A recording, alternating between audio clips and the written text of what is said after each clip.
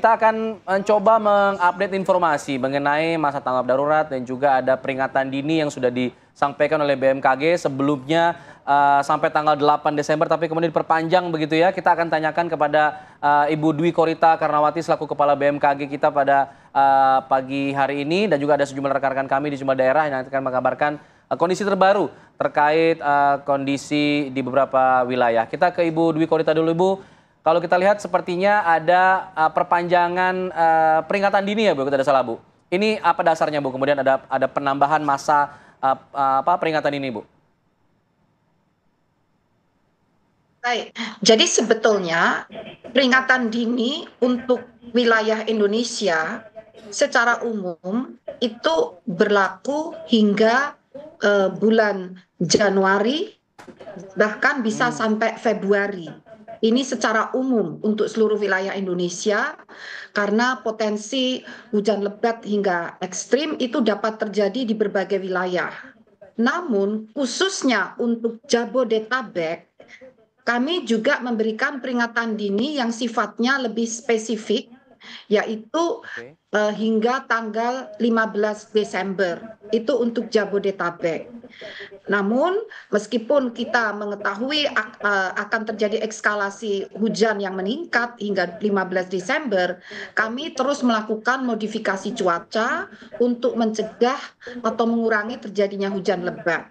Dan dimungkinkan baik wilayah Jawa termasuk Jabodetabek, terutama juga Bali, NTB, NTT, dan Jawa ini diprediksi akan masih mengalami hujan dengan intensitas sedang hingga lebat, bahkan dapat meningkat hingga sangat lebat atau ekstrim di akhir tahun 2024 ini, khususnya di sepanjang periode Natal dan Tahun Baru ini. Jadi ini lebih detail lagi begitu ya. Jadi secara umum peringatan dini wilayah Indonesia potensi cuaca ekstrim hujan lebat hingga Februari.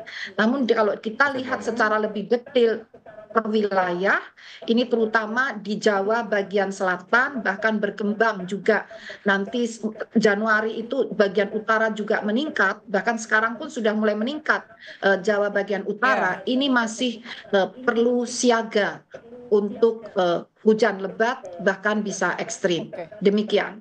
Baik Bu Dwi, apakah di akhir tahun ini masuknya ke bencana hidrometeorologi kah? Apakah ini memang masuk siklus 5 tahunan? Kalau kita berkaca kan di 2020 itu lumayan cukup parah ya banjir yang terjadi khususnya di Jabodetabek. Nah, apakah kemudian nanti potensi itu akan terulang lagi mengingat ada siklus 5 tahunan bencana hidrometeorologi ya Bu? Potensi kurang lebih sama dengan yang terjadi di peralihan tahun 2019-2020. Jadi kenapa demikian? Karena sama-sama saat itu menjelang puncak musim hujan dan juga terjadi beberapa fenomena atmosfer yang bersamaan, antara lain adalah masuknya Madden-Julian Oscillation, kemudian saat itu juga terjadi seruak udara dingin yang masuk ke wilayah Indonesia bagian barat, dan saat itu juga terjadi adanya bibit siklon.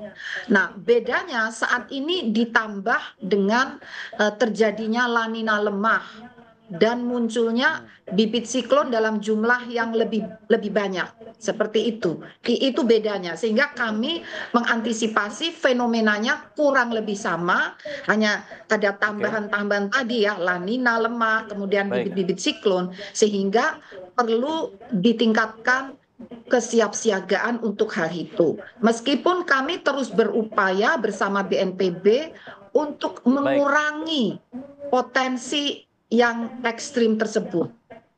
Mohon doanya semoga berhasil. Namun terus terang itu sebetulnya cukup berat untuk melawan 5 fenomena dalam waktu yang sama. Baik, cukup berat memang. Kalau kita lihat memang ada sejumlah wilayah yang terdampak, salah satunya di Kabupaten Semarang yang juga terdampak banjir, Bu. Kita akan lihat bagaimana kondisi terbaru di sana. Ada rekan kami Aditya Bayu akan mengabarkan dari sana pasca banjir di sana seperti apa kondisinya hingga pagi hari ini. Aditya. Iya, terima kasih. Selamat pagi. Saat ini saya mengabarkan dari Dusun Legong, Desa Ngerapah, Kecamatan Banyubiru, Kabupaten Semarang, di mana di dusun ini setidaknya ada 70 rumah yang terdampak akibat banjir bandang yang terjadi pada hari Selasa malam kemarin, di mana 20 rumah diantaranya mengalami kerusakan. Saat ini di belakang saya dapat terlihat petugas gabungan dari TNI dan Polri serta BPBD serta relawan yang melakukan pembersihan material dari banjir, di mana banjir bandang tersebut membawa material berupa batuan-batuan dari sungai yang jumlahnya ini cukup banyak. Ketinggian saat ini dapat terlihat di belakang saya ada sebuah alat berat bersama dengan truk, di mana petugas sedang melakukan evakuasi batuan, di mana batuan tersebut memiliki ketinggian hingga 30 hingga 50 cm, di mana batuan itu memenuhi pemukiman warga sepanjang kurang lebih 100 meter. Dari data yang kami dapatkan dari BPBD Kabupaten Semarang, diperlukan waktu yang beberapa hari untuk melakukan evakuasi material-material batuan ini. Hal ini dikarenakan cuaca atau hujan, intensitas hujan cukup deras masih mengguyur di Desa Ngerapah ini. Sehingga saat hujan deras mengguyur, Sungai Klegong yang kemarin sempat meningkat airnya, debit airnya, dan mengakibatkan jebolnya tanggul, saat hujan dengan intensitas tinggi turun, sungai tersebut masih meluap, sehingga dapat terlihat di belakang saya, genangan air juga masih terlihat, dan ini jika hujan deras mengguyur kembali Desa Ngerapah, debit air yang mengalir di pemukiman warga ini juga bisa meningkat kembali. Begitu. Baik, terima kasih Aditya Bayu dari Semarang, Jawa Tengah. Kita doakan semoga cuaca hari ini bersahabat supaya proses evakuasi dari sisa banjir bandang bisa dilakukan dengan lancar hari ini. Baik. Dan kami juga masih akan berbincang dengan narasumber kami, Andri Sulistyo, Ketua Tim Reaksi Cepat BPBD Kabupaten Banjarnegara, untuk bertanya lebih lanjut bagaimana kondisi dan juga penanganan bencana di sana. Tapi usai jeda berikut, kami akan kembali hadir. Tetaplah bersama kami di Apa Kabar Indonesia Pagi. Anda masih bersama kami di Apa Kabar Indonesia Pagi. Kita juga masih bersama ada sejumlah narasumber. Ada Pak Andri Sulistyo, selaku Ketua Tim Reaksi Cepat BPBD Kabupaten Banjarnegara. Kalau kita lihat tadi kondisinya ada banjir bandang yang hampir merusak sejumlah infrastruktur termasuk jembatan. Hingga sejauh ini bagaimana Pak pendataan dari BPBD terkait bencana hidrometeorologi banjir yang terjadi di sana Pak Andri? Baik, terima kasih Mas Alfat dan Mbak Putri. Jadi memang kemarin 2 hari ini kita kejadian bencana cukup besar.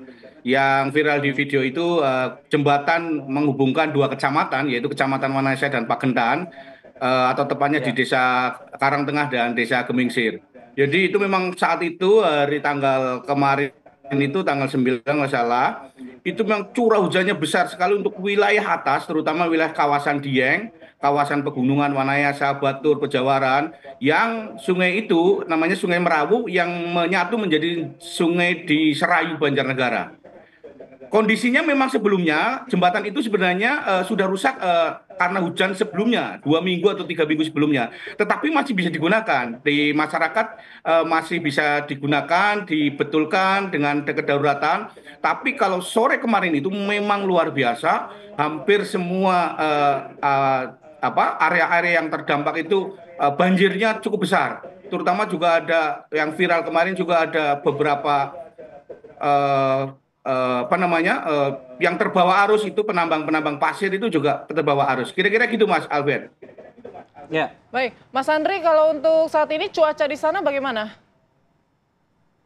Jadi hari ini kami hujan besar sekali nih. Sejak kemarin kita hujan besar sekali. Kami memang sudah diprediksi kemarin oleh BMKG wilayah Jawa Tengah, DIY, Jawa Timur itu malamnya setelah banjir yang ada viral itu, kami dirapatkan melalui Zoom.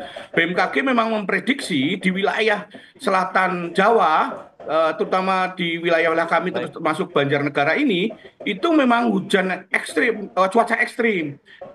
Dimungkinkan itu 10 hari ke depan. Artinya kita memang sudah harus siap menghadapi ancaman kemungkinan cuaca ekstrim. Dan Banjarnegara sudah menetapkan siaga darurat sampai dengan bulan Maret gitu Mbak Putri.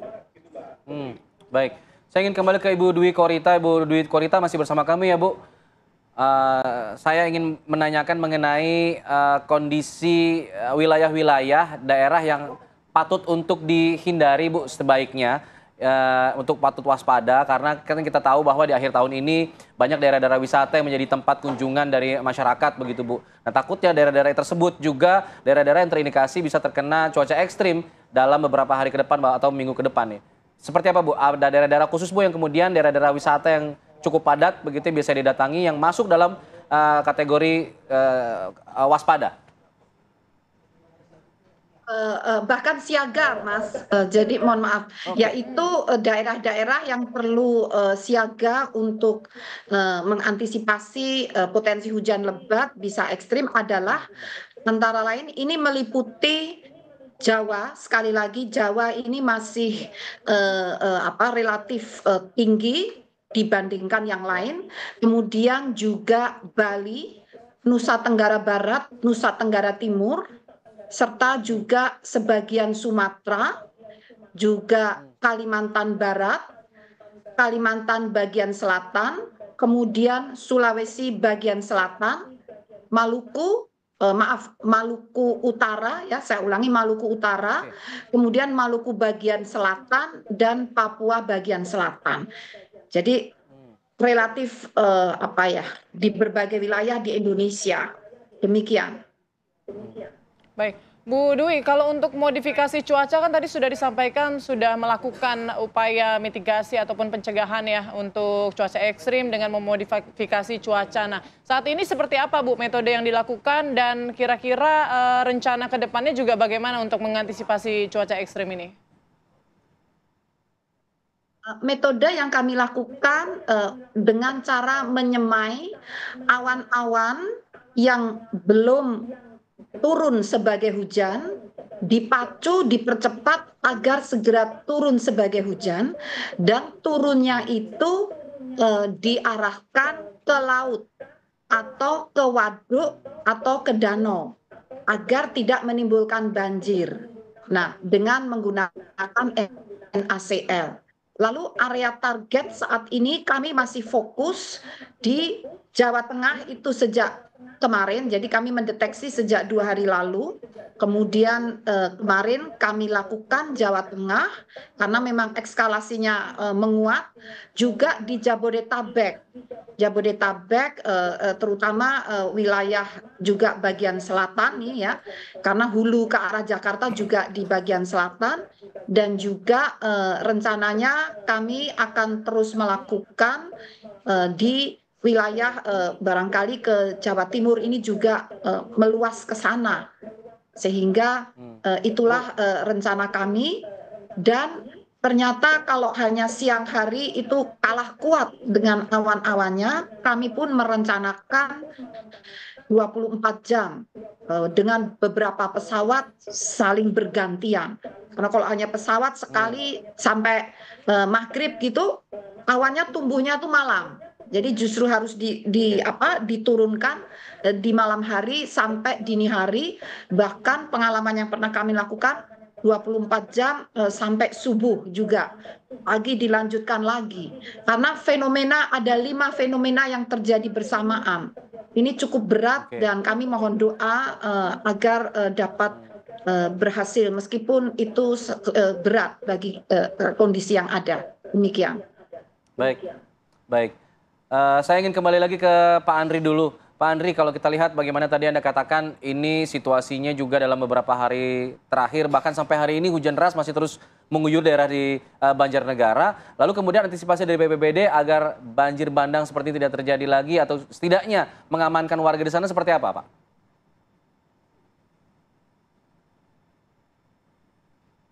Pak Andri, boleh Kemarin di-unmute? kami sudah siapkan tim reaksi cepat. Ya, Kami silakan. memang sudah menyusun tim reaksi cepat penanggulangan bencana di beberapa kecamatan, men-standby-kan. Pak Bupati perintahkan untuk semua wilayah, semua potensi relawan, TNI, Polri, ormas-ormas untuk selalu siap siaga di sana dan memberikan sosialisasi utamanya adalah kita mengurangi resikonya, dampak nyawa itu yang paling utama. Jadi kalau sudah ada tanda-tanda hujan cukup besar, kemudian angin, segera masyarakat masuk atau mengamankan diri. Jangan memaksakan untuk keluar rumah, kemudian kalau ada tanda longsor, segera lakukan evakuasi mandiri.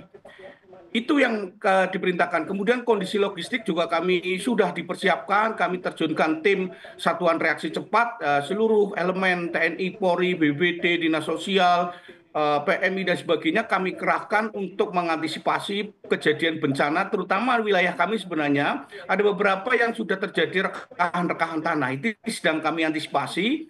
Bila memungkinkan kita akan evakuasi mandiri dulu masyarakat. Karena ini menurut BMKG, betul tadi kata Bu Trikora, kami akan melakukan evakuasi mandiri karena cuaca 10 hari ke depan dimungkinkan kita ekstrim. Jadi cuacanya tidak memungkinkan. Tiba-tiba hujan gitu, tiba-tiba angin kayak kemarin juga sudah banyak terjadi di wilayah kami gitu Mas Alfat. Baik, saya ingin terakhir ke Ibu Dwi Korita. Bu Dwi, kalau tadi ada himbauan nih misalnya dari BPBD untuk ya lebih baik di rumah lah begitu, jangan keluar-keluar dulu kalau untuk cuaca seperti ini. Apakah mungkin nanti dari BMKG juga mengeluarkan himbauan serupa misalnya untuk di akhir tahun ini sebaiknya tidak berpergian gitu dulu ya? Misalnya, ataupun kalaupun harus berpergian ada waktu-waktu tertentu yang mungkin direkomendasikan oleh BMKG? Jadi kami berupaya memberikan informasi selengkap mungkin dan secepat mungkin agar masyarakat bisa memutuskan atau merencanakan dengan tepat. Sehingga kami menghimbau terus memonitor perkembangan informasi cuaca yang sering tiba-tiba. Seperti yang disampaikan oleh Pak Andri tadi, jadi benar. Kadang-kadang di tempat kita yang kena banjir, itu cuacanya cerah. Tapi tiba-tiba datang banjir, karena banjirnya yang hujan itu di hulu.